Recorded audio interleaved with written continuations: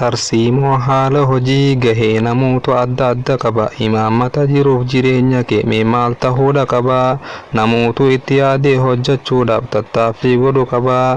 Namaa fi beeyladaan garaagarummaan isaanii yaaduudhaan uumama addunyaa tanaa keessa adda uumaan isaanii hiikkaadha qaba. Haalli sagalee isaanii waliin haasawee waliif hubata akkaataa isaanii. Tarsiimoo haala hojii gahee namootu adda adda qaba. Imaammata jiruuf jireenya kee mee maal ta'uudha qaba? Namootu itti yaadee hojjechuudhaaf tattaaffii godhu qaba. Karooraaf sagantaadhaan gaggeeffata. Kan hin beekne kan beeku irraa dhaggeeffata. Barnootaaf hojiilee adda addaa irraa qalbeeffata. Haalli hojiidhaa mijeeffata. Dalgaaf tabba gaarreen dagalfatuudha qaba. Tarsiimoo haala hojii gahee namootu adda adda qaba. Imaammata jiruuf jireenya kee mee maal ta'uudha qaba? Namooti itti yaadee hojjechuudhaaf tattaaffii godhuudha qaba.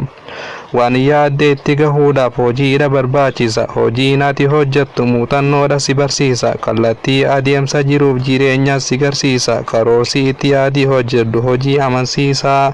Tarsiimoo haala hojii gahee namootu adda adda qaba. Imaammata jiruuf jireenya kee mee maal ta'uudha qaba? Namootu itti yaadee hojjechuudhaaf tattaaffii godhu qaba.